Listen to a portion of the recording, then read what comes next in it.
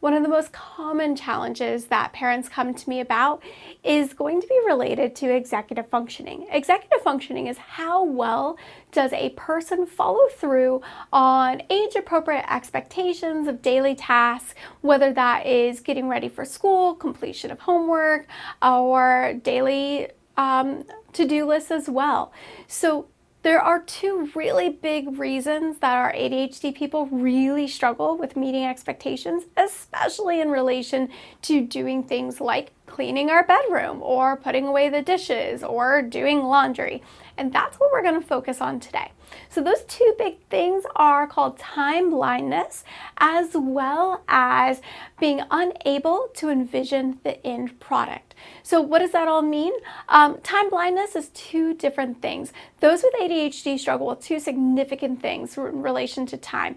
They cannot visualize accurately the passage of time, meaning it's really challenging for those with ADHD to understand how long something is actually going to take, as well as how much time has passed since that clock has started.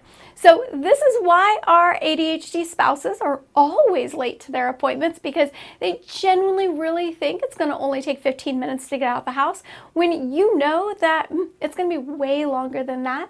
It is also why our ADHD children really fight back when we ask them to do a non-preferred activity like cleaning their bedroom, because it's really hard for them to recognize just how long they're going to take.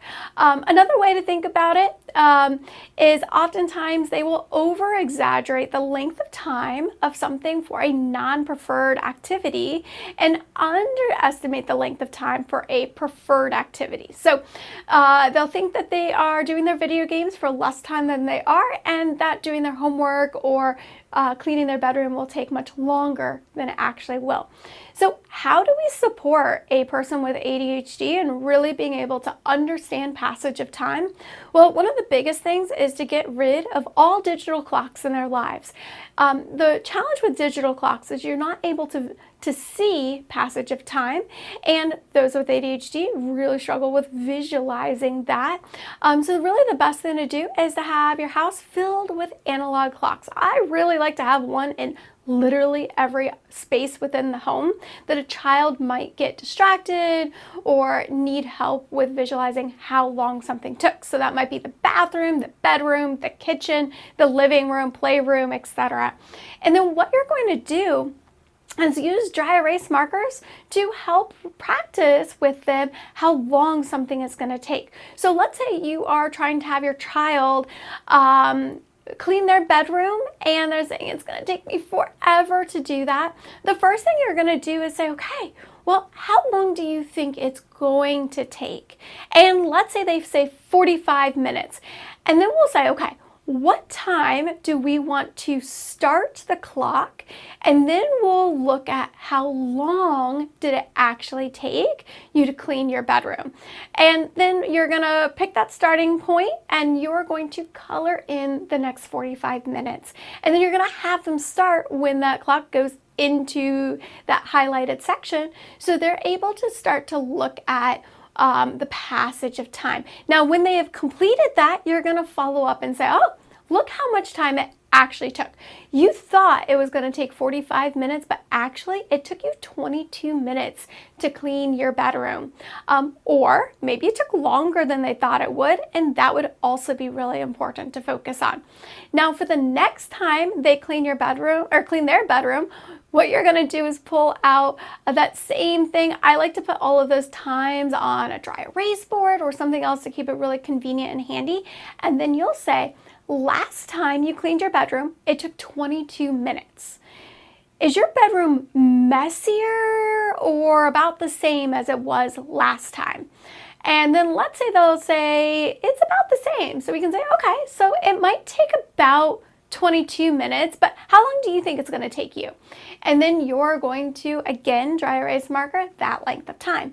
And what you're doing is helping them begin to visualize how long something takes that they are not excited about. And for many people with ADHD, there's that competitive drive to beat the clock. It's not true for everyone. many people with ADHD, this could create actually more anxiety. But again, the importance is about helping them visualize the passage of time, not about beating the clock. So for some kids, it's important that they cannot see the clock. Other kids really benefit from being able to see it. You know your child best of what would make more sense for them.